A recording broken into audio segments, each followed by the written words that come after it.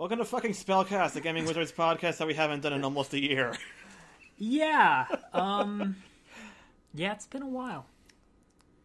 I feel like if we were consistently keeping up with them, there's like a lot of stuff that probably could have been talked about in that time, because I know I've played a lot of games since the last time we recorded one of these.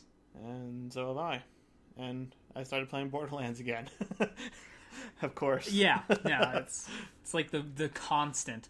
I surprisingly haven't. I still haven't even finished the pre-sequel, but I'll get to it eventually, I'm sure. I started a Gunzerker playthrough, and it is insane. Yeah, you were mentioning you were really enjoying it. Yeah, it was a surprising amount of fun. Bosses go down like bitches when you have a slag assault rifle and literally anything else. Yeah, I can imagine. That's fair. It was really funny because there's like so much build up to Wilhelm being this badass, and then I destroyed him in like 30 seconds. Jesus. Not even kidding. It was like less than a minute of fighting. Yeah, I think even in my best playthroughs, I like the fight wasn't ever really difficult, but it was never that like, well, the fight's over. Yeah. Fight started, done. But let's see. I've played a few RPGs. Like finally experienced through all of Final Fantasy X because my girlfriend was playing it, so I played it kind of along with her. Because I never finished 10. So like once she got to like the end of the game and was kind of in that point where you could like go and do anything and do like the side extra stuff, like when she was at work and stuff, I would just be grinding and like getting like hidden weapons. So I had fun doing that. So by the time she actually fought the final boss, it was just like a giant pushover doing like the final area. And then I played through Xenogears during the like period since we last recorded, and that has got to be one of the best RPGs I've ever played. Really? I don't know anything about it. I might recognize some of the characters if I saw them, but you might. Other than that, I know nothing about it. So the original Xenogears was what was supposed to be Final Fantasy VII. Like they started it as a Final Fantasy project, but then decided to make it its own thing. It has one of the most unique fighting systems I've seen in an RPG. So, like, when you go to attack something, you have... At the beginning, you don't have a lot, but essentially you have so much energy with which to perform attacks. So you have a light hit, which is triangle, and then square is your medium, and X is your heavy. So light uses 1 energy, medium uses 2, heavy uses 3. Now, at the beginning, you just hit stuff. But as you progress through the game and, like, extend how much energy you have, you start to unlock combos. So you get what's called death blows. So like you do like triangles X or whatever, and that does like a special move. And I think the main character gets more than everyone else, and I think he ends up with like 10 of them by the end of the game. Damn. Like obviously you're just going to use whatever the most powerful one is. And at the end of the game, you get like 4 of them. Each one has like a different element to it. So you kind of use whichever one is going to be the most effective against whatever boss you're fighting. But it still was like an interesting idea that I would love to see used again, but it never does get used. Like Square just completely... abandon the whole idea of that becoming a series? Yeah, well, so there's the spiritual successor, which is Xenosaga, but it's like a completely different game.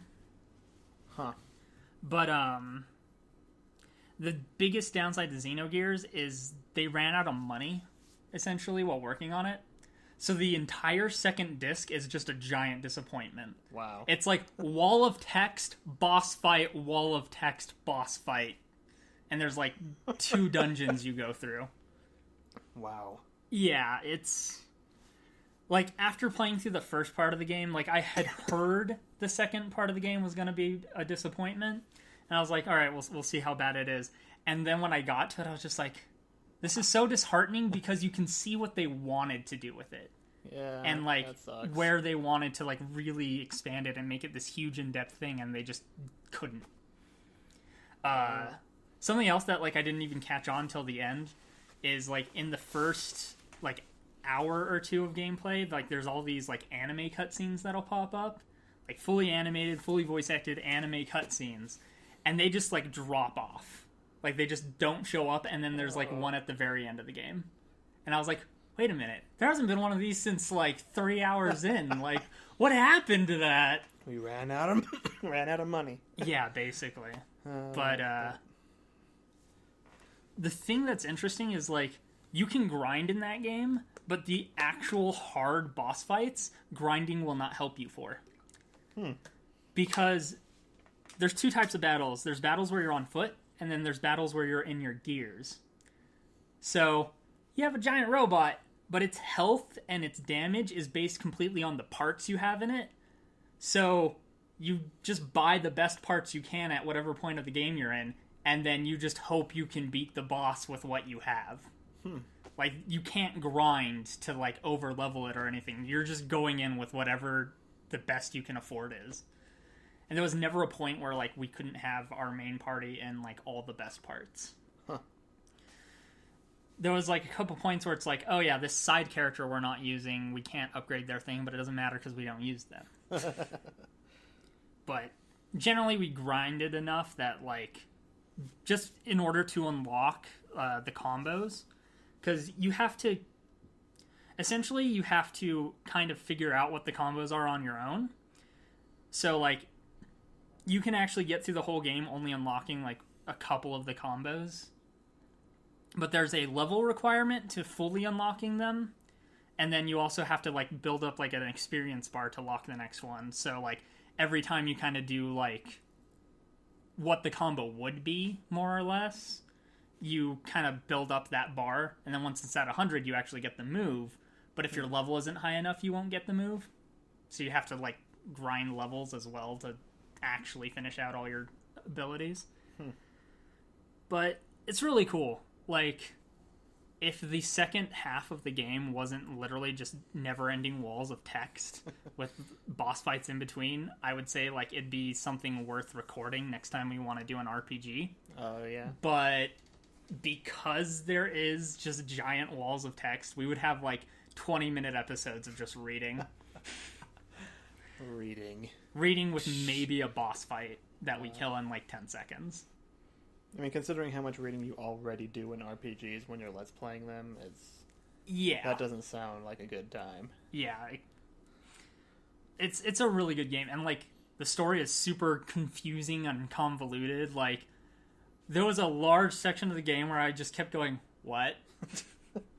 It all kind of makes sense at the end, and, like, I watched, like, an analysis video, like, 30 minutes of, like, this is what the plot is, like, it was broken up into 2 videos. The first video is, this is what happens before the game starts. And it was just 15 minutes of, like, backstory. Jesus. And then the other 15-minute video was like, alright, and then this is what happens during the game.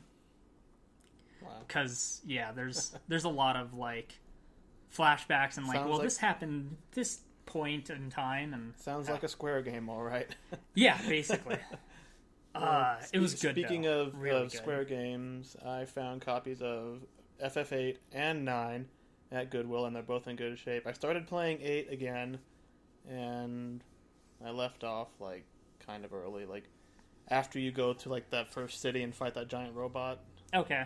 Yeah, so that was, like, literally where I left off. Like, after you get back from that and save, and I'm like, okay, I'm going to come back to this, and that was, like, a month ago. It happens. And I haven't even touched 9 yet. I don't know anything about that one except some of the characters. And I also found a copy of God of War, like the original on PS2. Nice. Started playing that, beat the first level, which took fucking forever. The bosses are, like, weird in that game. Like, weird how so? Just, like, there's... Like, you go through most of the game just, like, wailing on enemies and, like, combos and just destroying everything. And you get to a boss, and sometimes you partly do that, but then there's, like, some kind of element in the arena that you have to do. And the first boss is, like, the big Hydra, I think. Yeah, the Hydra fight. Yeah, and I spent, like, 20 minutes trying to figure out what the fuck I was supposed to be doing, because Like, you have the two Hydra heads on each side of the boat, and if you try to climb up the mast, they, like, shoot you down. So what I thought you had to do was you beat the crap out of them until they fall over, and before they get back up, then you climb up. But every time I did that, they just immediately came back. And if I had gone a little bit further to one side, I would have found, like, this giant anchor thing that you have to, like, crush them with. It took me, like, 20 fucking minutes to figure that out. Oh, that's funny. I was like, okay, I'm doing something wrong here. Oh, I can stand on this, and I can jump on that, and then do that. And now that they're both pinned down, I can go up and fight the thing. Yeah, it was... I never played through the second or third one. I have them. I could play through them. I just never got around to it. But I did really like the first one. I think, like, it's funny that you got stuck because, like, I don't know. I remember not having that issue when I played through it, but at the same time, like, I've always been the kind to kind of, like, run around the entire arena to find things, so... But it's a good, like, learning fight for, like, how the game is gonna go. Like, the entire first, like, tutorial level, essentially, so is really good at teaching you what you need to know. Having gone through that experience of, what the fuck do I do? Oh, I'm supposed to do this. In future boss fights, I'm going to be looking for stuff to do with the arena, and maybe not get stuck on it for, like, half a fucking hour to try and do that again. So, it maybe could have highlighted that a little better to teach you that, but you'll figure it out on your own eventually. Yeah. I think my only complaint about the first God of War is the boss fight against Ares. And, like, it's because it's very different from everything else in the game. My first time playing it, actually, was before I even had played through the whole game myself. It was at Dustin's place. He was having, like, a birthday party, and we were playing it. I remember. I was there for that. And between, like, the 6 of us, I think it took, like, 10 hours to beat that boss fight. Like, pretty much everyone went to sleep at some point, and the only ones that stayed awake were, like, me and Tim. And, like, Tim just sat there trying to beat him, like, the whole time. And, like, I was, like, kind of half dozing watching until, like, he finally did it. I'm pretty sure that was... Yeah. But it was funny when I got to that point in the game myself, because, like, I went through it really quickly. Like, I didn't have any trouble with the boss fight. And, like, my only thing is just the fight's weird, because it feels more like I'm playing, like, Mortal Kombat. It's like it turns into, like, a fighting game. It's so weird. That sounds about right. It just doesn't fit with the rest of the game. But, yeah, that is a game I actually wouldn't mind going through again. Or, like, playing the sequels. Yeah, and we could do it. We can do it for Gaming Wizards. It's not like it's... We could. It's not like it would be something that would be, like, super dialogue heavy. Yeah. I mean, there's parts of exposition, but it's mostly, like, action. That was before... Back in the days when games were more game than movie. Yeah. God, some games now. Like... Dirge of Cerberus. Oh, God. It's like, okay, did you want to make a game or did you want to make a movie here? They clearly wanted to make another movie, but they wanted people to play the movie. You could have just taken all these cutscenes, made more cutscenes to fill in the spaces in between them, and then you just have another movie. Pretty much. I don't know. Like, I enjoy the gameplay of Dirge of Cerberus, but, like, when you're just playing it just to play it, you don't really notice how long you spend sitting in cutscenes and, like, how much time it takes to get, like, from area to area. It's one of those things you only notice, like, when you're recording it. Yeah. When you're having to time very out, aware. like, okay, we have to end this episode here or it's going to be 3 hours long. Yeah. Yeah, Dirge is a good example of that. I think another good example would probably be Evil Within, which I've been playing recently. I think it was actually kind of because of all the Resident Evil playthroughs I've been watching. Like, it made me want to play, like, that kind of game. But Evil Within is probably the closest thing I have to that brand of, like, half survival horror, half action game. Yeah. And I've been doing pretty good.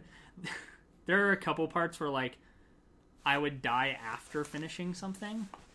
Like there's a bit where you're going through this area and there's these boxes that come down and they have dudes with like machine guns in them, and like they'll open up just to like fire out well, they're not really machine guns, they're like Gatling harpoon guns. So they just fire out like a giant volley of harpoons that like fall down on you. Oh. Okay. And that's yeah, fair. you have to snipe out the guys who are shooting them when it opens up. So you're kind of slowly going through this section. And I was on the last one, which is like right by the front gate, and like I managed to find a position where I could like get a clear shot. So like it opens up, I shoot the guy, but you know, like it obviously shoots out the volley first, and like between the time of me shooting him and then like my character like reloading or whatever, a harpoon just falls like straight through my head and I die, and I had to do the whole section over again. I was like, fucking Christ. So is there like what is the horror like in that game? Because I remember when the trailers first started coming out, it looked completely disgusting and horrifying, and it looked like everything I could have wanted in a horror game. But then I watched a little bit of gameplay of it, and it looks like just another Resident Evil type game. So and it doesn't look all that great, in my opinion. It's a fun game gameplay wise. There's only a couple parts where like it really gets you. Like there's of course like jump scares where something like pops out and it's like, oh fuck. But part of it is again just like inventory management, which I completely so you find like brain juice essentially. It's just like jars of green goo, or like sometimes enemies drop it. And you use that to upgrade your stats. Now you can upgrade your life, how long you can sprint, how much the health items heal you for. You can upgrade how much damage each of your weapons do, how long they take to reload. Like everything has its own upgrade tree.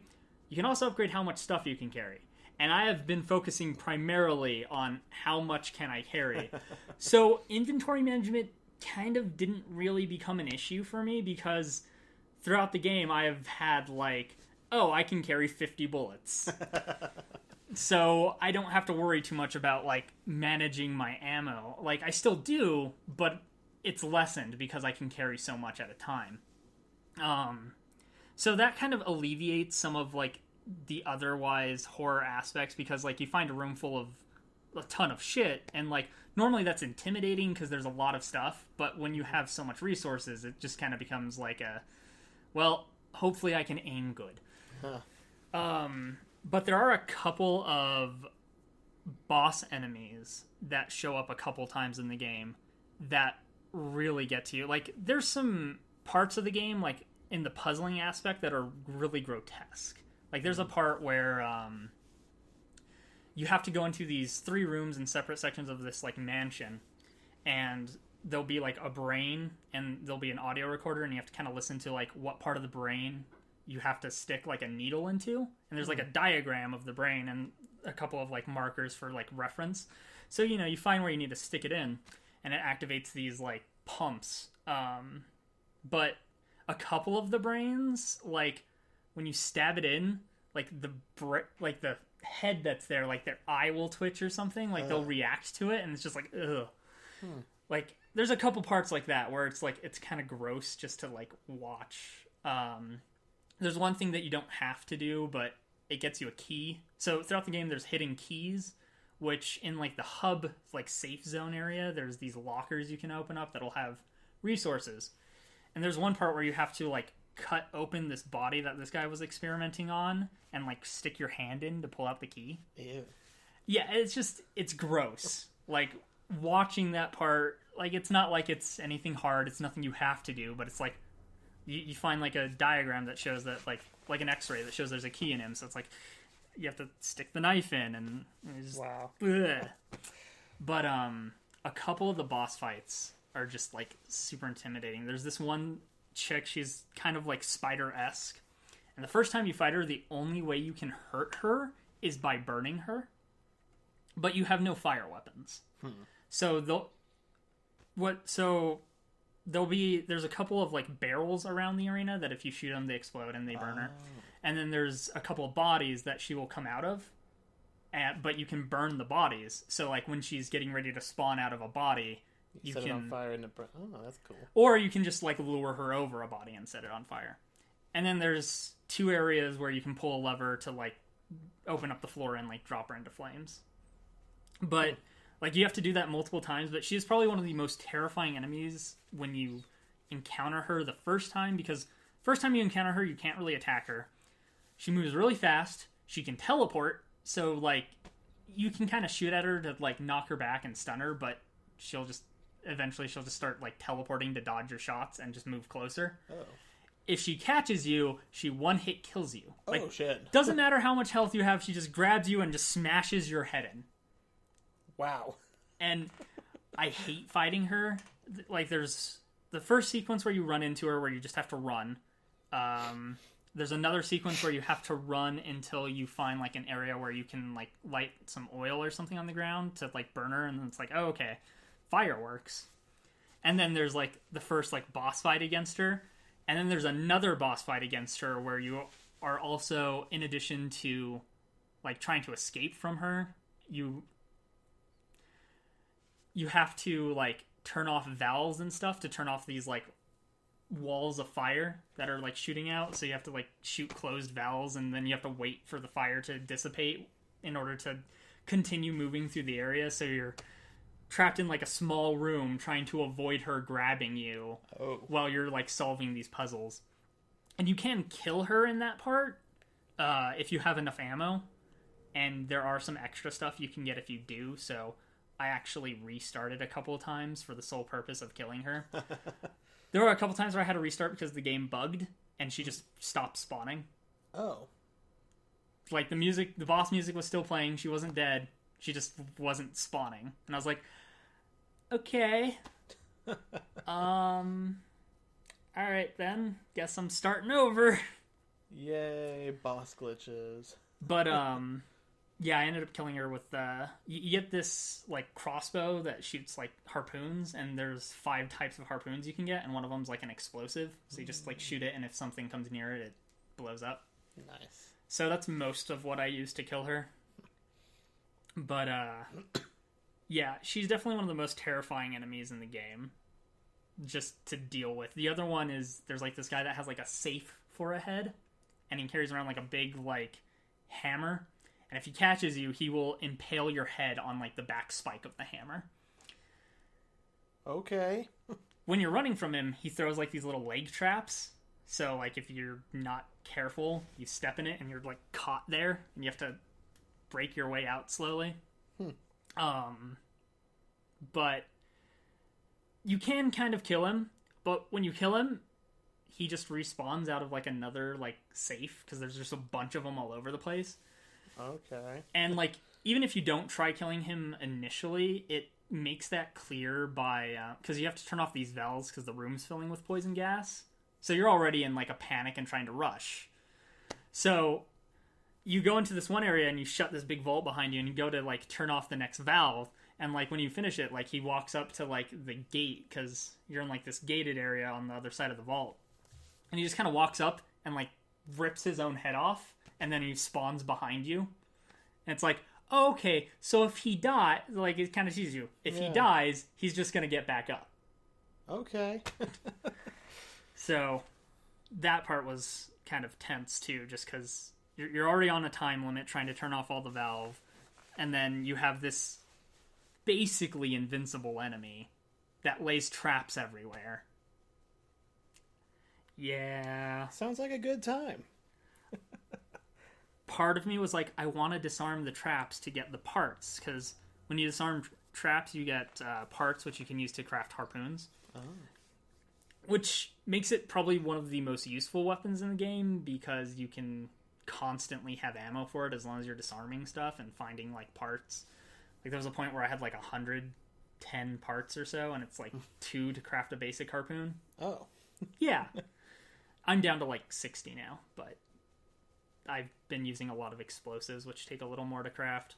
But, like, part of me was like, I want to stay here and try to disarm his traps. But at the same time, that also means staying here and him chasing me down. Like, once you get all the valves closed, you can just leave at any time. But there was that part, and I was like, I want to stay for resources, but I feel like I'm going to spend more resources trying to kill him to keep him away long enough than I'm actually going to, like, get. But... But yeah, there's a few like boss enemies that really like you feel the tension.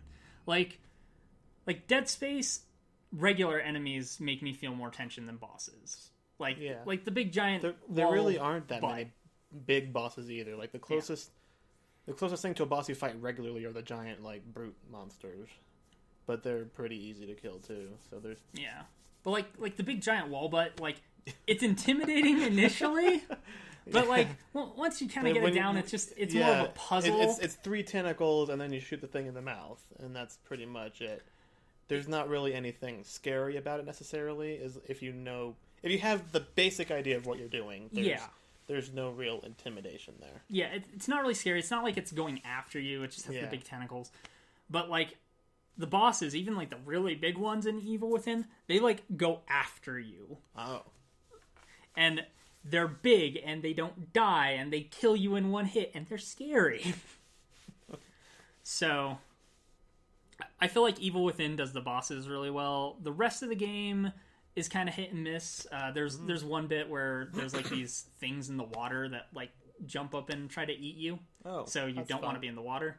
That's always fun. You distract them by like there's bodies hanging nearby, and you just shoot the bodies down, and that's how you distract them is with bodies to eat. But the way the bodies are placed, like there's one section where you're on a car over here, there's a car over here, and then there's a body here, like next to the next safe spot. So, like, the only way to move forward is to go towards where you're already luring the thing. Huh. So it's like, on one hand, it's distracted. On the other hand, I'm moving towards it, and that doesn't feel good. No, that doesn't sound good.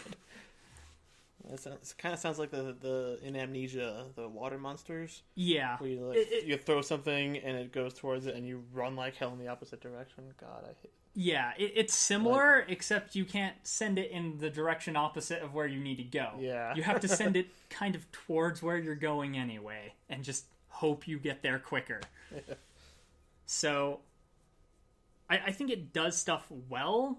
It's just, once you hit a certain point in the game, a lot of the tension kind of goes away because you have so much resources that enemies become less of a threat. And that is the classic horror survival pitfall that a lot of games fall into. But I would say the first... I've been playing Resident Evil 7, and it's kind of falling into that category. It's like, God damn it. You kind of hit that point. The first hour was so good. Why did you have to give me a gun? And a shotgun. And a grenade launcher. And a flamethrower eventually, apparently, because I'm collecting parts for that right now. Yeah, you do get a flamethrower. And even a chainsaw at one point, which was badass, but really not scary.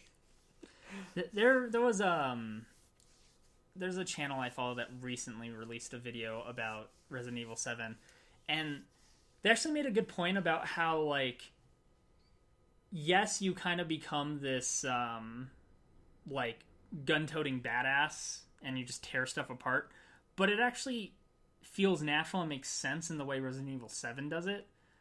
Because it's kind of like the best mix of the old and the new. So, like, the old Resident Evils, killing stuff was hard, and like there was a lot of tension, a lot of fear, and ammo was scarce, so you had to like really pick and choose what you wanted to kill versus what you wanted to run away from. Yeah, and the first part of 7 has that down pat. Like, it does that really well.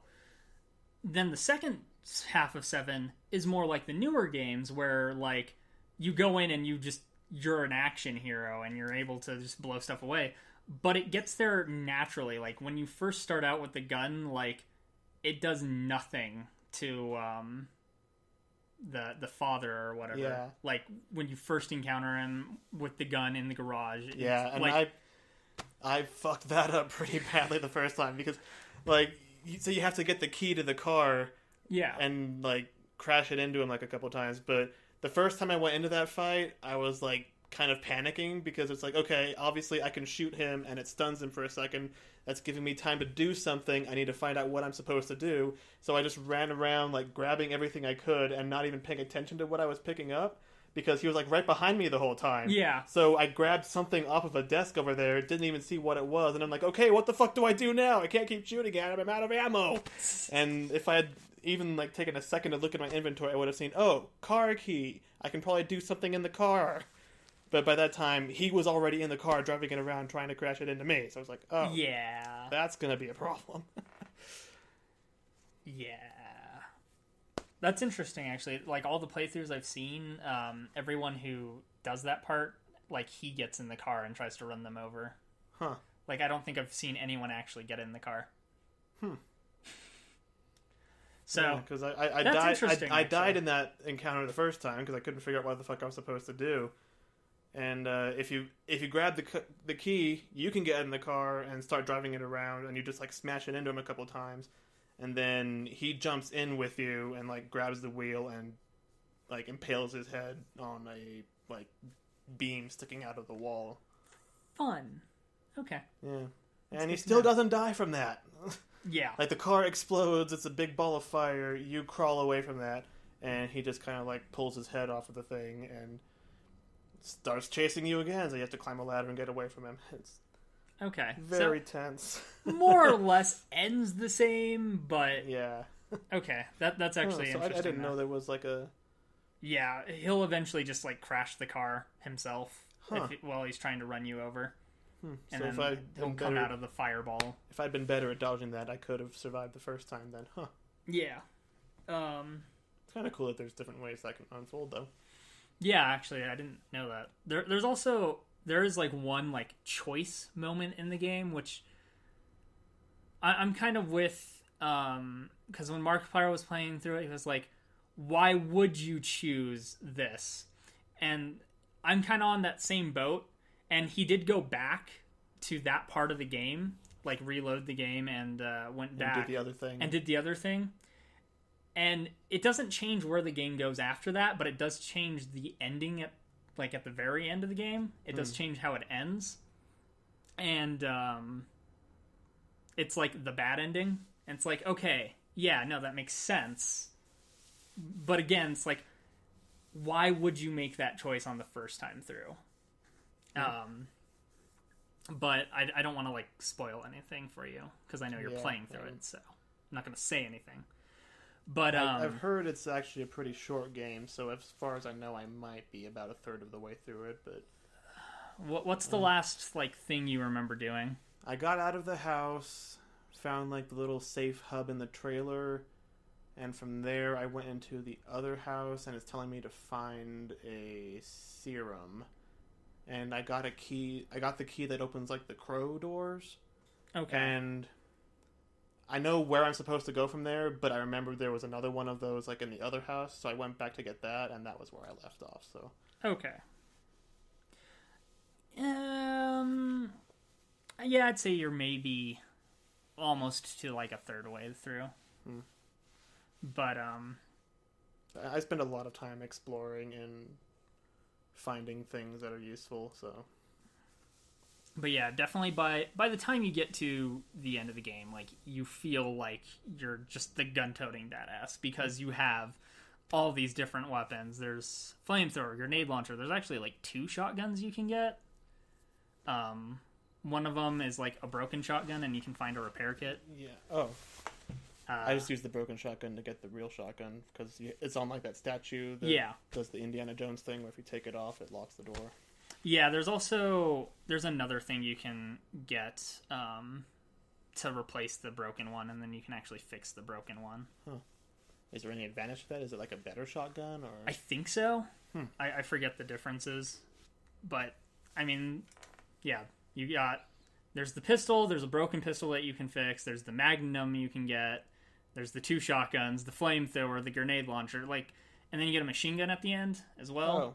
Oh. So, like, you got 8 different guns at that point to choose between. Yeah. So, you know. Yeah.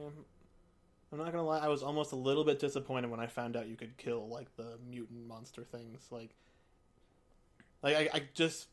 I was shooting at him and running away because I just assumed that, like, like the other characters, you could shoot them to stun them, but they wouldn't actually die. Yeah. And then one of their heads exploded, and it just fell over, and I'm like, oh, you can die. That changes everything. Yeah. Yeah.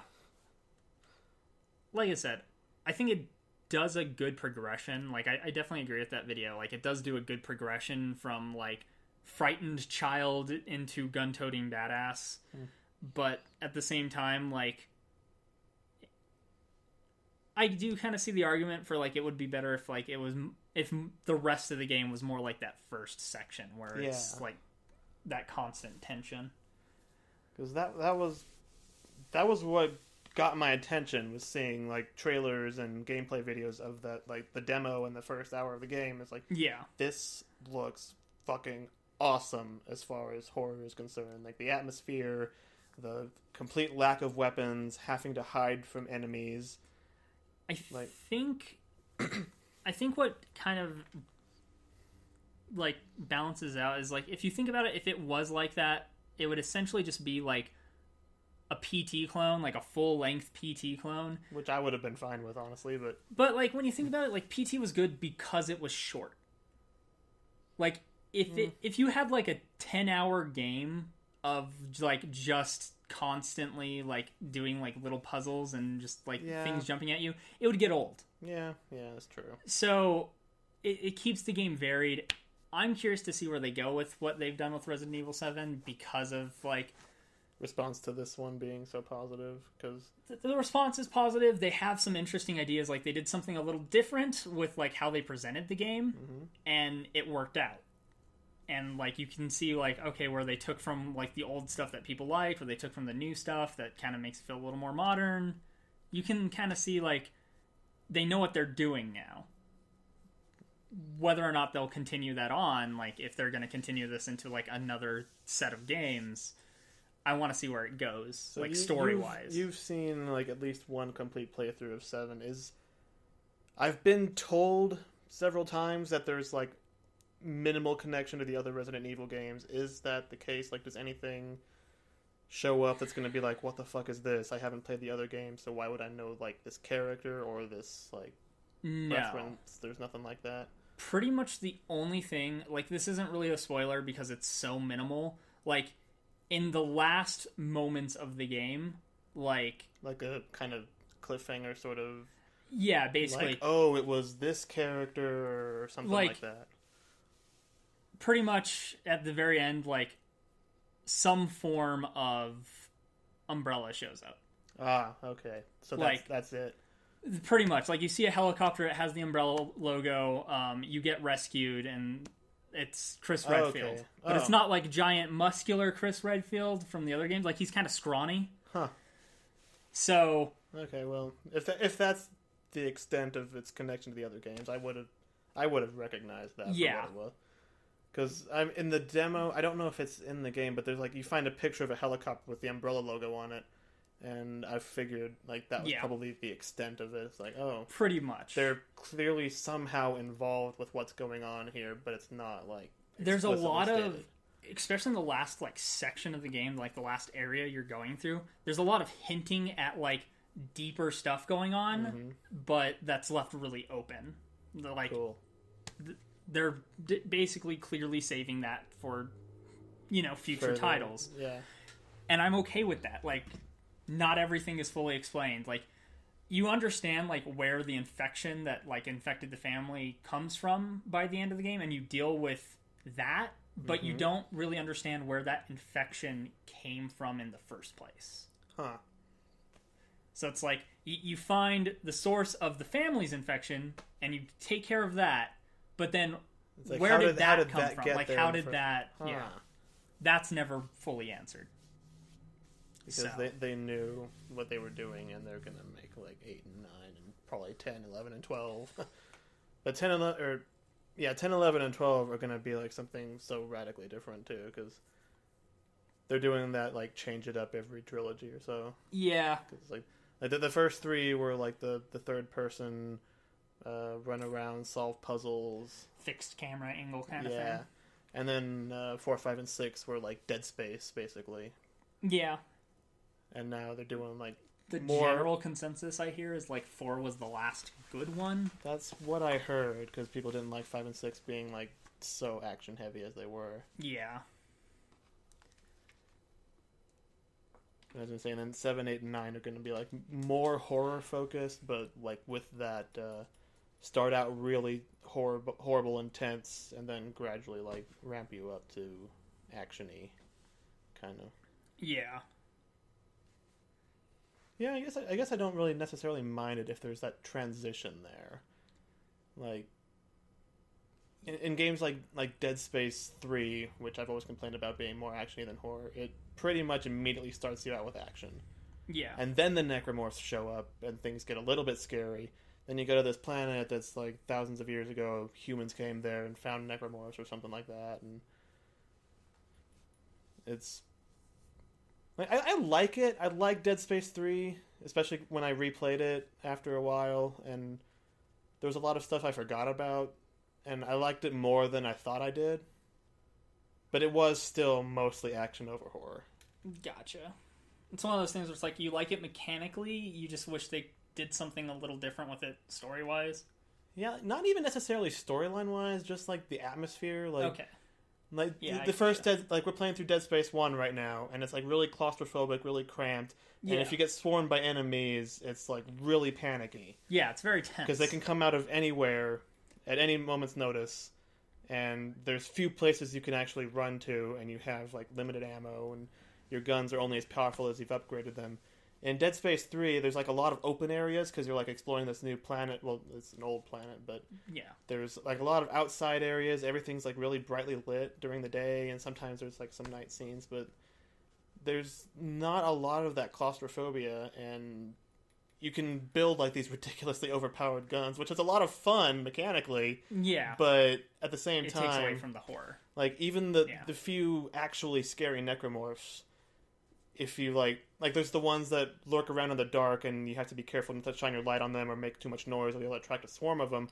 But if you can just pop them in the head, like bam, bam, bam, bam, bam, bam, bam, there's an entire swarm of necromorphs dead. I am perfectly safe. It's like, gotcha. That would have been scary if I didn't have this ridiculously powerful gun that I made myself. That's fair. Just kind of suffers from the problem with horror games and like sequels, in that like once you understand what like the horror is, the only thing left to do is go in there guns blazing and kill it. Yeah, that's basically what you do in Dead Space 3, honestly, except you don't really kill it. Like in Dead Space, like, do you care about spoilers? Like, it's okay. So you go to this planet because you start out. It's not Earth. It's like some other planet with like a human colony on it. But there's the Unitologists who basically worship the necromorphs. It's like, this is the next stage in our evolution, and this should all be allowed to happen. And like, and there's the leader of them. He's this really stupid, geeky-looking guy with glasses. He doesn't look like he should be a villain, honestly. Good. But yeah, he like blows up some like marker containers and unleashes a necromorph infection.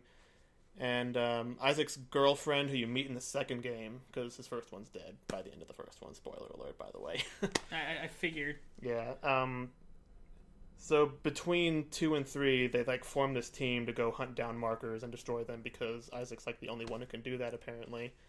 And they find this signal from this planet that they interpret as, this is where the markers come from. So if we can destroy whatever is making the markers here, it'll destroy all the markers everywhere, and humanity will be saved. And they misinterpreted that. It's a giant ice ball of a planet that the aliens there froze to stop the necromorphs from eating them. Gotcha. So, yeah. You turn off the machine that did that, and the moon of that planet is a giant necromorph. So what the necromorphs do is they send a marker to a planet. The inhabitants of that planet build more markers because it's like an amazing power source. And then they get turned into necromorphs. They get flung up into space, and they just converge into this giant moon-shaped monster. It's a really cool idea. I like what they did with that. Okay. But 3 ends on like a really bad note because you've supposedly killed the one that's trying to form there that got frozen. but it sends a signal to all the other ones out there in the universe, and they kind of want to eat Earth, basically. I mean, so it kind of ends on the note that, yeah, there's like 100 more of these moon-sized abominations, and they're all coming towards Earth. Cool. Humanity is a little bit fucked. Shit happens. Get a bigger gun. You would need a Death Star, at least. Actually, a Death Star would probably do it, because they're only about the size, they're only moon-sized, so you could blow them up pretty good. There you go. Just build like a giant plasma cutter, like that's like a space station size. Just chop a moon in half. There you go. You have no more limbs, and yeah, you're just dead now. It was a cool idea, though. I liked that they did that with it. It was such a like climactic, actiony boss fight against the moon that's trying to like finish forming. That I don't know. It didn't seem like there was a lot at stake necessarily as far as the characters go. It was like all the other characters who aren't going to die. They escaped on a ship, leaving Isaac and your co-op partner if you're playing co-op to fight this thing. And it's kind of cool because you get a supercharged kinesis thing. So you grab these giant markers and just throw them at the thing's eye, and it's really badass to do, but it's not like scary. Yeah, I get you. Yeah. Well, we'll get there eventually. Eventually. It would be fun to do co-op, and there's actually special missions that you can only do in co-op that I never got around to. So sweet. I mean, maybe we'll do those. But yeah, that's just what happens with horror series. It's like you understand what the scary thing is, so go kill it. Yeah. Like, or try to kill it. Yeah, or try to kill it at the very least. Or slow it down and buy humanity a few thousand more years of time. But yeah, that's interesting that it ends that way. I'm trying to think of other things I've played recently, or at least recent compared to when we last recorded this, which there's a lot, honestly. Yeah. Danganronpa's been going well. I've heard good things about that. Don't know much about it. It's like isn't it like a Ace Attorney kind of visual novel type deal, or more or less? That's a pretty good way to explain it. So the plot is you're this like kind of normal kid, and you get accepted into this high school that's like it's the ultimate school. So like everyone there is the ultimate this or the ultimate that, and like there's like fan clubs on like online forums for like all the students and stuff because it's like they are the ultimate fashionista, the ultimate pop star, the ultimate baseball player. But you're just this normal kid, and you're just kind of accepted as like you're the ultimate lucky student. Here you go. And it's like, okay, you're just like, what am I even doing here?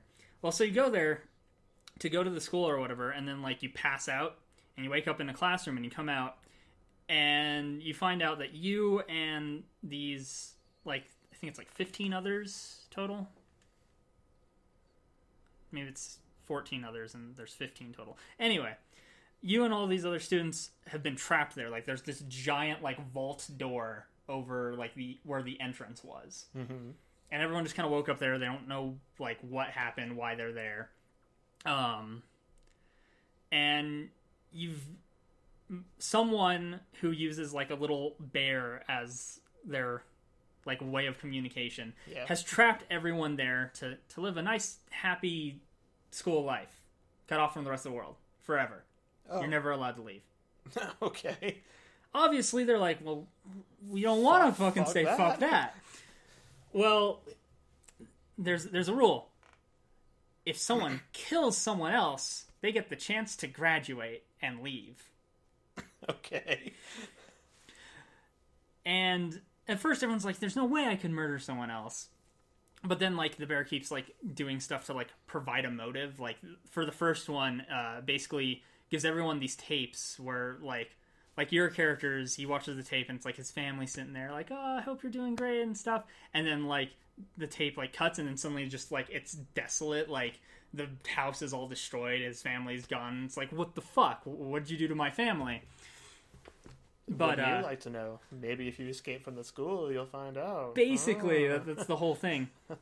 So, once someone gets murdered, when someone finds the body, then there's a period where, like, everyone's able to investigate. So, you kind of get to look around, find clues and stuff, and then there's a class trial, where at the end of the trial, everyone votes on who the killer was. Now, if they vote right, that person is killed for disturbing your peaceful school life. If they choose wrong, everyone else dies, and whoever committed the murder gets to leave. Oh. Okay. Yeah. So, per chapter, a minimum of, like, 2 people are gonna die, generally. And then there's, like, other... like Ace Attorney with a little bit of Battle Royale in there. Pretty much. So, like, the game is pretty much broken up into 2 sections. The first section is, like, story stuff. Like, you're walking around, you're talking to people. You get, like, free time where you can either just go to sleep just to continue on the story, or you can actually, like, go and, like, talk to people and get to know them. You can, like... There's a shop you can go to where there's, like, a... You know, like, those, like, quarter machines that pop out, like, thing? It's basically one of those where, like, you put in coins that you find from, like, examining stuff, where you get a bunch when you finish a case, and it'll give you presents that you can give to other characters. And if you give them the present they like, you learn a little more about that character, and then you'll get some sort of bonus for it. So, for the trials, you can get abilities that'll, like, either give you more health, or provide more for, like, some of the special actions and stuff that happen. So it's kind of interesting because there is incentive to do, like, the dating sim aspect, essentially, where you're talking to people, getting to know them. But you can also just completely skip that if you wanted, and just, like, sleep through the free time and go straight to, like, the next story section. But that's cool that it doesn't, like, force you to do that part. So you have your story section. Then you have your free time, and then, like, someone gets murdered, so you have the bit of investigation, which is very Ace Attorney. You're going from, like, important room to important room, gathering what clues you can. And then there's the trial. And the trial itself is broken up into, like, 3 or 4 different, like, mini games that happen within the trial. There's when people are talking, and there'll be, like, certain key phrases, and basically your evidence is in the form of truth bullets. So, like, you find whatever statement it is that, like, contradicts something, and, like, you shoot it with, like, the evidence. Okay. Yeah. It's essentially just finding, like, the part that's wrong in a statement and going objection. It's very Ace Attorney. But then there's one-on-one sections where someone will be arguing, and, like, they'll be throwing statements at you, and you have to lock onto them and shoot the statements. And it's like a rhythm thing. So, like, you hit A to lock on and Y to shoot, and it has to be, like, on the beat. And depending on how good you're doing, it'll either, like, speed up or slow down. And then later on, it introduced, like, oh, you also have to reload now. Because fuck you. It's like, well, fine. Make it more difficult. But, yeah, so there's that section, and then, like, at the end of their statement, again, you have to, like, choose the right evidence and, like, shoot their, like, final statement with the correct evidence to be like, you're wrong, and here's why. And then there's parts where it'll just kind of ask you something, and you'll have, like, 3 options. And I don't know if it's because it's only on, like, the normal difficulty setting, but the options are always super obvious. It's like, who did such and such? Was it Toko? A panda? A box of crayons? It's like, well, clearly it was the one that's actually a person. You're wrong. It actually was a panda. What? For the most part, I haven't run... Like, we're only about halfway through the game. We're 4 chapters in. For the most part, I want to say nothing has really caught me off guard. Like, I usually have it pretty figured out by the time I'm actually at the trial. And it's just kind of, like, finding the right stuff. There are some where it does kind of, like, throw a little bit of a curveball, because, like, I think it was, like, the 3rd case, someone had messed with the scene before everyone found the body to make it look like it was one person instead of another. And, like, his only reasoning for doing it was to make it more interesting. Huh. And it's like, you're an insane person. I hate you. You're kind of a douche. You could have gotten us all killed. But, yeah, like, that one, it only caught me off because who actually ended up being the one who committed the murder, one, I didn't really quite see that coming, and two, like, the reasoning felt really weak. So it's like, you know what? You deserve to die because your reason for killing just feels like not enough. It felt weak. Like, it felt like it was just kind of, like, thrown out there to be like, well, reasons, you know, stuff. It's just like, no, it's not okay. You can't just do that. Fuck you. I can do whatever I want. And the last case kind of had some, like, stuff thrown here and there where, like, it was designed to make it look like, oh, one of these people did it. But, like, from the get-go, I was like, that's too obvious. Like, it'd be too obvious if one of them did it. Like, it's gotta be something else. And, like, as you piece together what actually happened during the trial, like, it is like, okay, yeah, no, that made sense. See, now I get it. Huh. Kind of sounds like my experience with Ace Attorney Investigations, the one where you're Edgeworth and it's like a different like navigation system. Yeah. There was like one plot twist in it that like they don't actually reveal the outcome until like 2 chapters later, but I'm like, I bet that's gonna be that, and I'm like, but that's too obvious. They wouldn't do that. And then that's what it was. I'm like, fucking really? That's funny. Yeah. Like, I didn't have enough reason to dislike this game versus the others in the series. It's like, come on. Just didn't quite hold up, right? It was not as... It was a lot more hand-holdy. Like, they just give you too much information, like, to work with. And it's like, if you're just gonna give me all this information, why even go through the trouble of having me piece it together? Just tell me. Yeah. I think Danganronpa does a good job of, like, it gives you enough information that you can pretty much infer what happened, but, like, still piecing it together is still interesting because there are aspects that it's like, well, but why? Mm-hmm. And, like, that's the part that takes some figuring out. It's like, okay, this obviously happened, but why did this happen? That's not... And then there is some information that ends up just being, like, a complete red herring. It's like, this information wasn't actually relevant. And it's like, oh. But now I know this. Now I know that such and such is a psychopath murderer. Because that's a thing. But part of me is like, we're only halfway through? Because, like, we're 4 chapters in, and, like, it actually straight said, like, because it added, like, another aspect to one of the parts of the trial. And whenever it does that, it has, like, a short tutorial bit where it's like, it's going to do this and this, and you just have to do this thing. And, like, it's funny because when it adds stuff, it's like, now if you're on, like, the novice difficulty or whatever, you don't have to worry about it. Oh. But for the sake of teaching you, we're going to pretend you're on the hardest difficulty. This is what you have to look forward to if you weren't such a little bitch. Basically. But, like, at the end of that tutorial, it was like, by the way, congratulations, you're almost halfway through the game. And I'm like, only halfway? That's it? Because where we're at in the game, there's only 7 people alive. And you lose 2 per case. And there's at least 3 that I'm, like, 99% sure live to the second game. Unless there's some weird twist that's, like, wibbly-wobbly. Could be. But, like, I've seen the ending of the second game.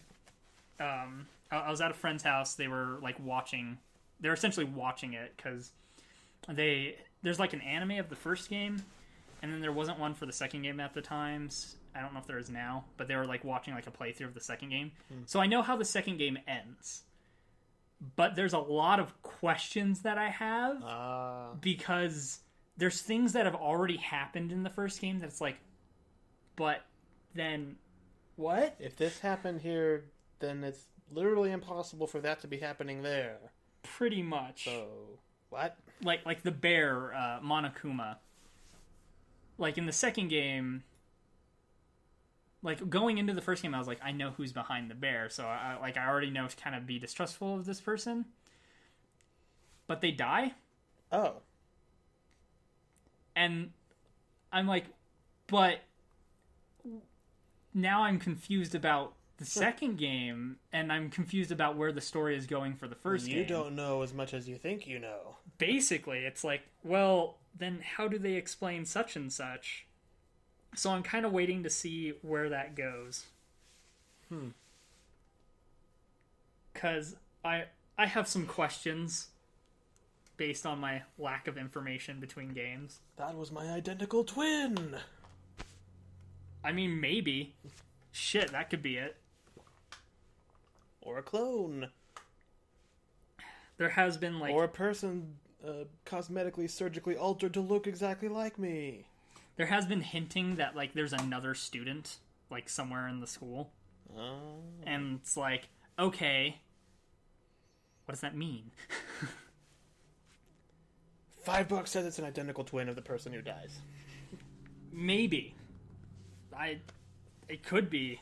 I guess that wouldn't, that would explain some stuff, but at the same time, there's some other questions, like, you hit a point where you start, like, each chapter you seem to be finding these, like, photos of, like, the characters all, like, together and happy and in classrooms where the windows don't have giant metal plates over them. And it's like, but you didn't know any of these people before, so how does this photo exist? So it creates this question of, like, something else is going on that isn't super obvious. I need to play this game. Yeah, it's good. I definitely recommend that. You would definitely like it because you like the Ace Attorney games, I feel. Like, kind of like the story building parts, like, it's interesting, like, I'm invested in the characters, and, like, I'm sad when certain characters die, and other characters I'm like, fuck you. But at the same time, like, even if you're not into, like, that aspect of, like, going around and talking to people, you can just skip that. You can just go to sleep and be like, I don't care about you people. I didn't talk to people when I went to high school. Why would I talk to people in a fake high school? Because you are trapped there for the rest of your life with only those 14 other people. That is a good point. And if they fuck up and get the wrong person, everybody else dies. The other thing that's kind of interesting in how they do it is how they have it, like, expand how much area you have to explore. Because, like, in the beginning you only have access to the first floor, but then, like, after each case, basically after someone's been murdered, it opens up the next floor. Oh. So as you go, it's unlocking more and more of the school, but then, like, there's still, like, rooms that are locked. Like, on the, like, 4th floor or so, you find, like, the headmaster's office, but it's locked. You can't get in there. You're not allowed. Oh. And then the bear, like, so you have, like, a set of rules that have to be followed, and if you break the rules, the bear just murders you. Okay. Like, one of them is you're not allowed to attack Monokuma, because basically you try to fight the bear's just going to kill you for it. So that's, sure. Alright, sure. Makes sense. But then he can also add rules whenever. So, like, one of the things he adds is, like, when you find that room, it's like, you're not allowed to break down any locked doors. And it's like, well, that's rude. What if we want to break down locked doors? What if there's something behind a locked door that I need? Did you consider that possibility? And I guess supposedly, like, all the doors are supposed to become unlocked when, like, all the doors are supposed to unlock when an investigation is underway. But, like, it'll still block you out of certain areas. Like, there was one case where it's like, oh, I totally see where this is going. I know exactly what happened.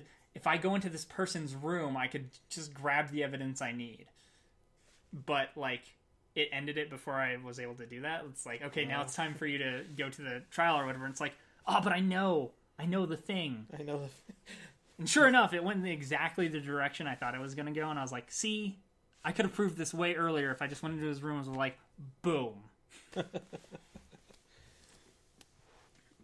So, there's a couple parts where it's like, I kind of wish I could look around a little more, but apparently I have everything I need. But it could just go so much smoother.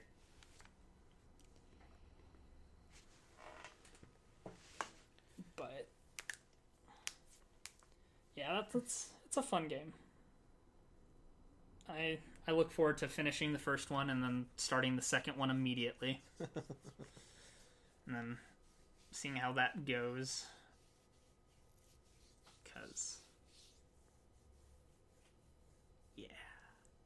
Because yeah. And then I need to play more of the Zero Escape series. I still have yet to get an ending in 999 that doesn't end in me dying. I mean, I've only gotten 2 of the endings, but the first one ended in me getting stabbed, and the second one ended in, like, waifu dying in my arms, and then me walking out of the room and seeing everyone else was already dead, and then me just getting stabbed. So it's like, who the fuck stabbed everyone? Literally everybody else is dead. Everyone else is dead, I didn't do it, and then I got stabbed in the back when I went to leave, so clearly... Maybe it was you and you stabbed yourself in the back. Just to confuse investigators. To create confusion! It worked. I was watching Clue the other night. Why would the killer do that? To create confusion. It worked. Yeah, no, that... I need to finish my 3rd playthrough, and hopefully... I just want an ending where I don't die, and then I'll move on to the next game. Because I have the next game, I haven't started it, because I'm like, I want an ending where I don't get stabbed in the back. See, the next ending you get, you're gonna get stabbed, like, in the chest. Like, in the face. Just knife to the face. Like, no, I don't want to get stabbed again. You said you didn't want to get stabbed in the back. You are being stabbed from the front. Yeah, no, that would be my luck. I guess. Christ. Or I'll get shot or something. I don't know. Thrown out a window. Defenestrated.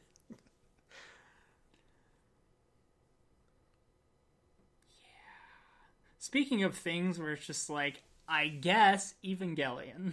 Oh, yeah, you finally got around to watching that, huh? And you still haven't even seen the movie yet. No, I did watch the movie. Did? Okay. I watched both, I actually watched both the movies, like the original movies, Death and Rebirth and then End of Evangelion. So, like, End of Evangelion, yes, it's still kind of like, what? But at the same time, like, at least it kind of explains itself. Whereas, kind of. Like, the show, you just get to those last 2 episodes, and it's just like, wait, what's happening? Where did this come from? There was things going on, and then suddenly just we're in Shinji's head? Yeah. So, I believe, like, the official explanation is that the studio ran out of money. Yeah. And they couldn't, like, end it the way they wanted to, and eventually, I guess, somebody gave them money or, like, bought the studio or something like that, so they were able to make the movie to end it the way they wanted to. To be fair, it's, like, it does kind of show, like, there's bits where it's just, like, still frames that are colored in, like, marker. Yeah. And you can tell. They just, like, had to rush it just to get something done to actually finish that last episode of the series. But it wasn't, like, their planned ending. I guess you can kind of interpret it, like, those last 2 episodes take place during End of Evangelion, when Shinji's being all emo and, like, curled up in a corner, and, like, that's what's going on in his head. That's kind of how I interpret it, is, like, that's what's going on in his head during those last couple of episodes, while he's, like, having this breakdown and just not doing anything and being basically worthless. He's just having this, like, hallucination of everybody being friendly, and it's like, yeah, you did it, congratulations. It's like, Congratulations. The fucking penguin just... That was good. It was a good series. It's just like... Yeah, my brain. The ending's a bit WTF. I do want to watch the like rebuilds or whatever, the new movies. Yeah. I plan on getting around to that soon. But I'm going to like give myself a break. I started watching Big O. I know I haven't seen Big O like all the way through, like sequentially. I'm pretty sure I've seen almost every episode, but like, here and there kind of thing. Oh yeah, it's like whenever it happened to be on like Adult Swim or whatever. Yeah. That was one of the ones that they started with, I think, when they started doing anime. Yeah. Yeah, Big O was one of the super old school ones. It was funny because I was watching Cowboy Bebop with Mary, and because she hadn't seen Cowboy Bebop all the way through. So we were watching that, and after we finished that, like, I had her start watching Big O with me. And it's funny because the voice actor for Roger Smith, the main character of Big O, is the same voice actor for Spike. Oh yeah, it's Steve Blum. And then also, in I think it's like episode 3, it introduces this other like reoccurring character in Big O, who's the same voice actor as Faye Valentine. Oh. And I'm like, oh, are you sure we're still watching Cowboy Bebop? Maybe Big O is like the sequel to Cowboy Bebop. Like, it all makes sense now, I think. I don't know. They just try to connect voice actors them via voice actors. God, that would be a project and a half. Just try to connect like all anime through the voice actors that they use. See, the hard part would be Bosch. I was gonna say Bosch would just complicate everything. So Ichigo actually used to be Lelouch, or no, not. Wait, he was Lelouch. Yeah, that's right. Yeah. So Lelouch faked his death at the end of the series, and he dyed his hair orange, and traveled back in time to present day Japan, and used his Gios to convince his family that he was their son. Like, see, like it works. You can make it work. You can make it work. Like it, if you use Code Geass as like the base, you can make it work. And then Wolf's Rain was like a fever dream or something. I had this dream where I was a wolf. I had this dream where I was a wolf, and then everyone died, and then everyone wasn't dead. The ending of Wolf's Rain doesn't make a lot of sense either. I'm kind of noticing a pattern with a lot of anime. Like everyone dies in like the last couple of episodes of Wolf's Rain, but then like the final scene, like, because like the world is ending in like the last couple of episodes, but then in like the final scene, like the world's fine and everyone's alive again, and it doesn't quite explain it. I don't know, man. Sounds like one hell of a Deus Ex Machina. Yeah, basically. So either you were hallucinating everything that was happening, or you're hallucinating now. Which is it? Maybe the whole ending sequence was just like his dying dream. I guess if you go with that explanation, it might make more sense. I feel like it does kind of try to explain it, but at the same time, it's just like, what? Boy, anime sure is weird. There's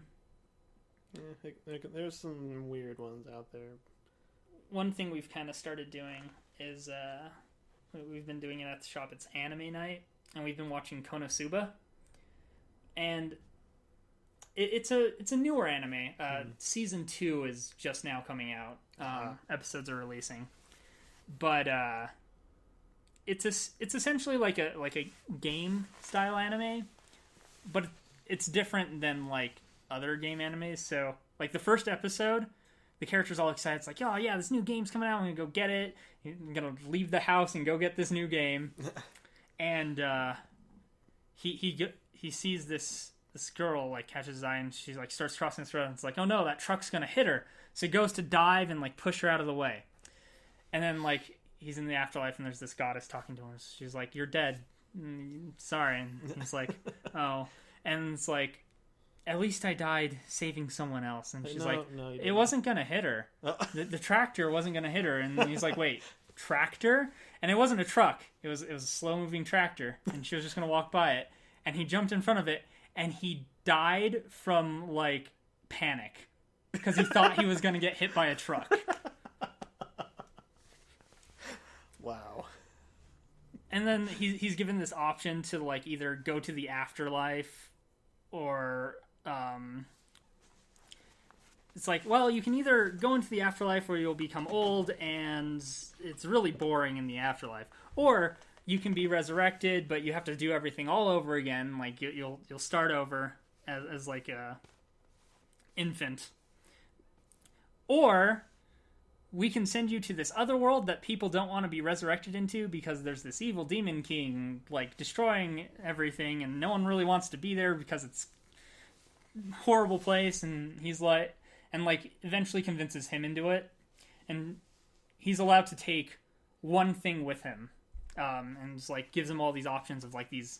Essentially, like, if you were playing an MMO, it'd be, like, OP gear. You know, like, super legendary, enchanted, whatever. And, but like this entire time she's making fun of him. So he's like, I can take any one thing I desire. I'm taking you. So he drags her to this other world with him. That sounds familiar, actually. I might have heard of that one. What's that one called? Konosuba. But, so, it's a more comedic take on the trapped in like a video game world, quote unquote, type anime. And it's so funny. Like, he builds a party of incompetence. Like, just incompetent people keep coming to them. Like, the first person to join their group is this mage who only casts explosion magic. She refuses to use any other kind of magic but explosions. But it uses so much energy that she can only cast it once, and then she passes out. And then they find a tank who can't hit anything. And she's a masochist. She just likes being hit. Oh. So, she's my favorite. I need to find this thing now. Yeah, it's pretty good. I need to add that to my Kiss anime list, along with everything that's been in fucking AMVL. Yeah, pretty much. There's a lot of stuff in AMV Hell that I can appreciate more, like now that I have a little more context for it. Yeah. Like the scene with Danganronpa, Dumb Ways to Die. Yeah. In AMV Hell 2, there's like the reoccurring bit of Evangelion where it's just like him holding Kaoru from that one episode. Oh, yeah. And like it does it 3 times, and the last time it's just like, won't somebody kill me, please? I want to die. And then it finally ends. It's like, yeah, no, that's basically what happened. It was just like 2 minutes of just classical music and like a still frame. Yeah, I've been trying to like get through my list of like even just the AMV Hell stuff, but it's like there's so much like on my list because of that. So I got through Strike Witches, like the first series of that, because that's actually a short one. That was all right. I mean, it's not fantastic, but it's all right. Yeah. And I watched Another, which was the... Okay. I've looked into that one. I know which one you're talking about. Yeah. So there's the scene where the girl falls down and lands on the umbrella. Yeah. And it's the quote from Family Guy. It's like, I'm not going to call the hospital because you won't learn anything from this if I do. So terrible. I feel like they've used that scene a few times too, though. Maybe. But yeah. That was the one that stood out to me, and I was like, oh, God. Yeah. Well, that wasn't a bad series either. It was interesting. I called the plot twist like a couple episodes early, so yeah, it happens. It was like I bet the catalyst behind this is that one character that you aren't supposed to expect would be that thing, and it's like, yeah, that was it. Nailed it. Yeah. My list has grown a little bit because there's a YouTube channel. Basically, for like the holidays, Extra Credits did like a a recommend thing where instead of recommending games, he was recommending other channels to watch that were also like kind of analysis stuff. And one of the channels he recommended, it's this guy that does like in-depth analysis on anime openings. And there's a few series that like he's talked about that, and like he's looked at like the openings in depth of, or it's like I kind of want to watch that now. But yeah, I've been watching a little bit on Kiss Anime. Like I started watching Big O on there, but one of my friends also has a Plex server set up through the shop where he's just been like putting stuff on there. So there's hundreds of movies and anime that are just on that server now. So, and I can access that either from my computer or from my PlayStation. Because I downloaded Plex on my PlayStation. So I'm like, cool, we can just watch stuff on here. So that's how I watched Evangelion finally, was via his Plex. So, yeah. Have you watched any of One Punch Man yet? I have not. I've been debating on it. It's on the Plex. It's fantastic. And I'm debating on it because I've heard good stuff. I would move it up on the list. It's pretty short too. Like the ones, I think it's like 13 episodes or 12. Yeah, it's short. Yeah. It's pretty fucking great. The only reason I went to Big O was because after watching Evangelion, I was like, I want more robots. I want more robots and confusing stuff, and then I can, fully understand life and be like, congratulations, you are a tomato. Oh yeah, I think I may have seen that, like that one episode. Just combine all of the like confusing mecha anime endings. Congratulations, you are a tomato. Fighting spirit. Fighting spirit. Congratulations, your fighting spirit is a tomato. Now I want to watch Gurren Lagann again. God damn it! I need to watch things. The urge to watch Gurren Lagann. I need to watch things I haven't seen 5 times already. Yeah, that is the struggle, the eternal struggle, where it's like I've already seen this, but it's so good. Then I want to watch Madoka Magica again. No, I've seen it 3 times. Between the movies and the series, I've watched the entirety of Madoka like 5 times. Because I've watched the series another like short 3. One too. Yeah, I've watched the series like 3 times, and I've watched all the movies like twice. And the first 2 movies just retell the series. Yeah, I was gonna say, isn't that like? Is there any advantage to that other than like condensing the time? There's minor changes, but it's pretty much the same thing. Mm-hmm. And then the 3rd movie, of course, continues on. Actually continues on. But and is supremely confusing, and then it's like, oh, it all makes sense now. Yeah. Initially, it doesn't make any sense. It's very confusing. Like, everything makes sense now, and now it's back to not making sense. What the fuck was that? And now I'm sad. So, did they die, or did they not die, or did they die and then did that get undone, or time travel, but she's like God now, but she's not God because demon, what? Yeah, it's weird. I don't know. The point is, I don't know what the point is. But there is no point. But it's good. I think that's the takeaway from this. Yes. But yeah. You do have to watch the whole series at least twice. Yeah. There's a lot of stuff you pick up on like the second time you're watching it. Like just little details that's like, oh. I feel like a lot of series are like that too, where like there'll be like a character or something that'll like kind of be in the background, but like later on they have a purpose, and then like when you rewatch it, you notice little things in the back. I'm trying to think of anything else I've seen that's really done that. I want to say Durarara had some moments where like on the second watch through, like there were things I was catching that I wasn't the first time. I think the big thing with Durarara is there's sections where there's like IM chat going on, and for the first like half of the series, you don't know who any of the characters in the chat are. Like you can kind of make a guess about like which one's the main character, but most of them just seem like, well, who is this? Who's talking to who? And then by the end of the series, you know who each of those people in that like forum chat are, and it's like that completely changes everything. I might need to move that up on my list then. It's been on my Netflix list for like a year. I still haven't watched the second season of it. I think they're both on Netflix right now. They were last I checked. Take the opportunity to watch it while it's technically not illegal. Lately, I've been just watching a lot of movies. Because we went and saw Doctor Strange at the Dollar Theater a couple weeks ago. How was that? It was really good. I was super happy with it. I heard good things about it. Because, I don't know a lot about comics in general, but I remember when Marvel vs. Capcom 3 Ultimate came out, they put Doctor Strange in it. And my brother was really excited about that and kind of told me a little bit about his backstory, and I was like, that character sounds awesome. And so when they announced the movie, I was like, oh my god, they're making a Doctor Strange movie, that's so cool.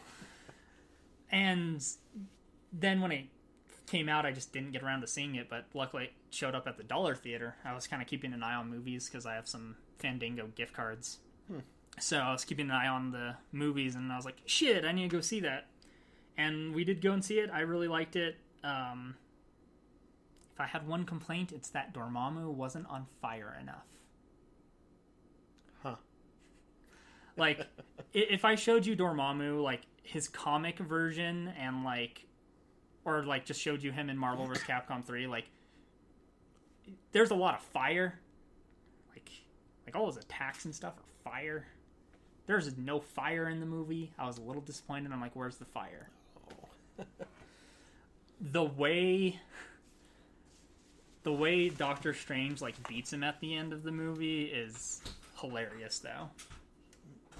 But yeah.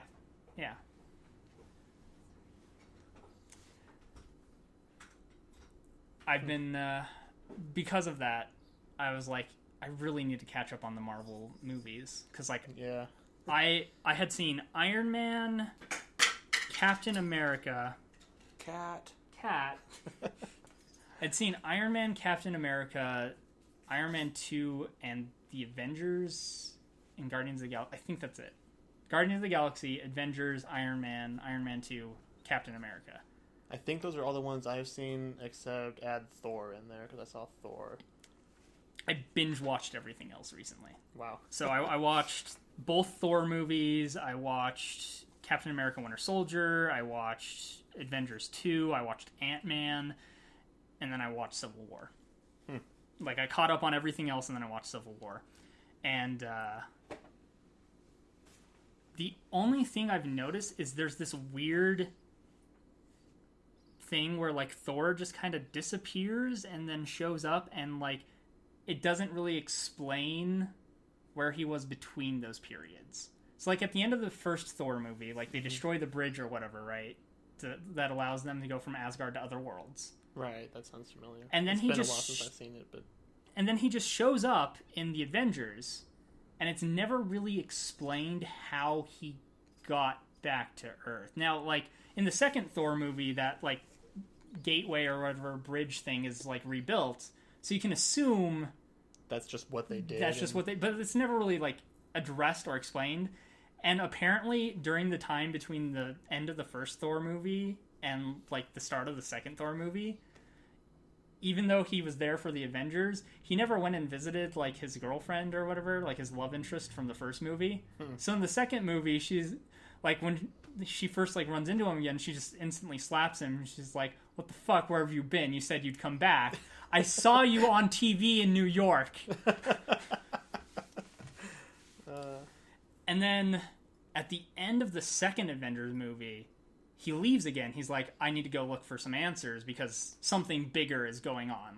Something is going on that's basically makes reference to how all these Infinity Stones and stuff keep showing up. Right. In a short period of time. And they're building up to the big one that's coming out, or the Infinity War. Infinity War, yeah. Yeah, they're bigging up to the big showdown against Thanos. So he's like, I'm gonna go look for some answers. So he, goes away.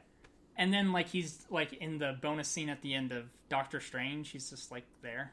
And it's well, but since when are you back? Since why you here now? Since right now, fuck you.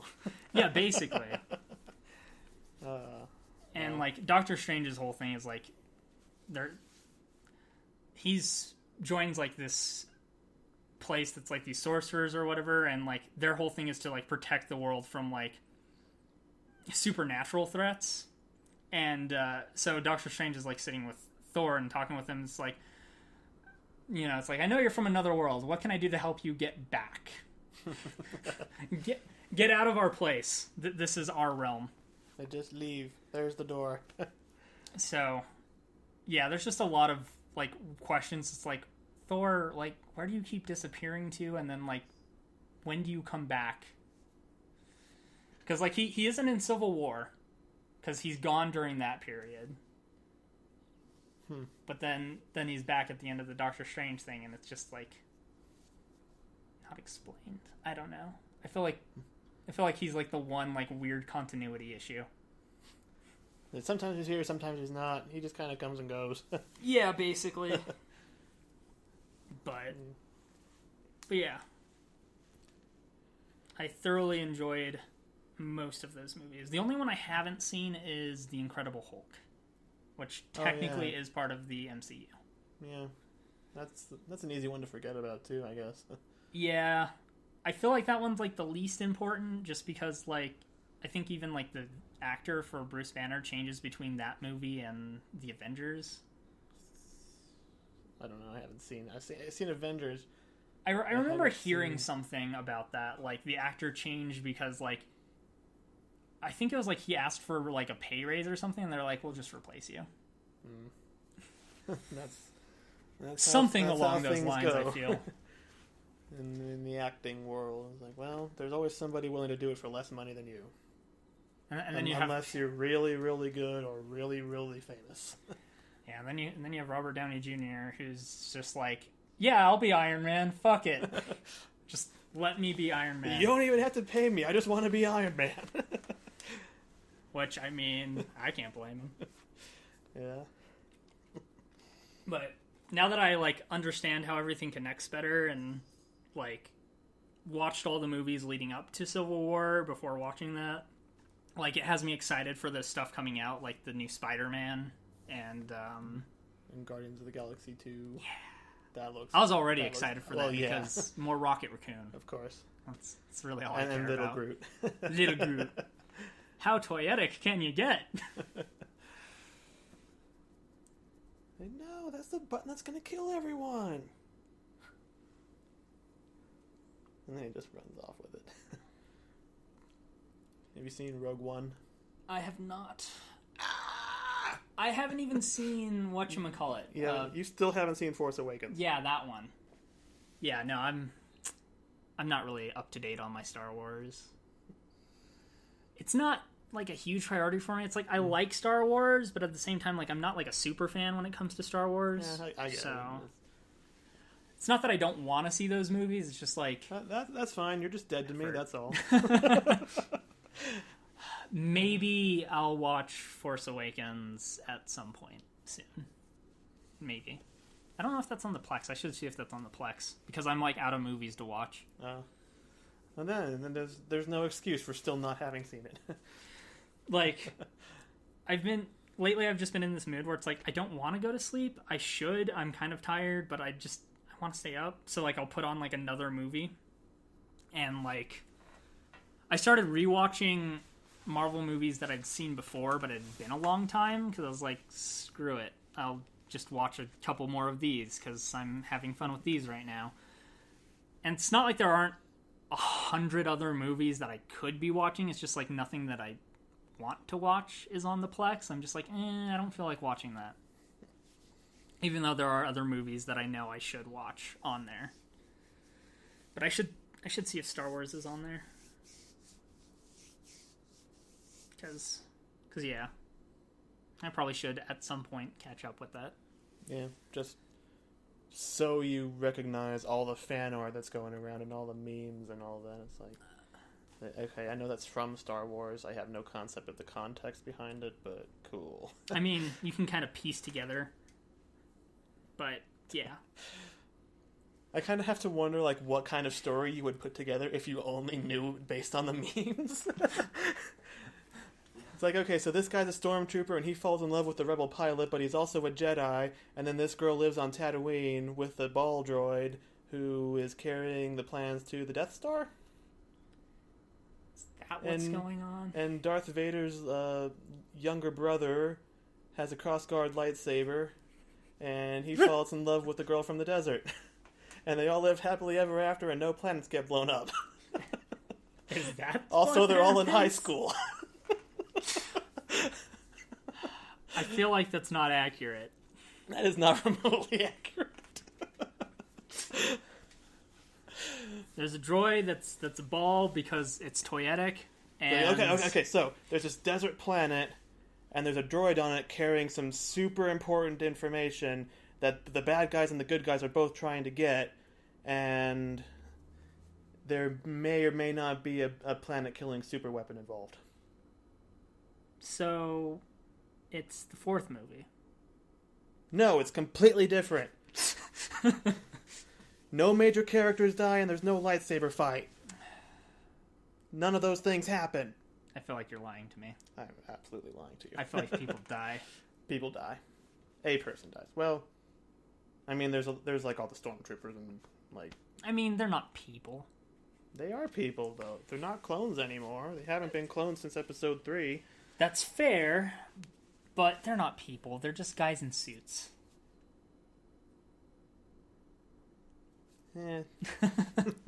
They are the faceless background peons that exist to die. It's okay to kill as many of them as you want on screen, and it won't affect your PG-13 rating. Basically. There's no shock there. But you kill off a main character, and it's like, holy shit! They killed off blankety-blank! Holy crap. They killed Dumbledore. Spoilers.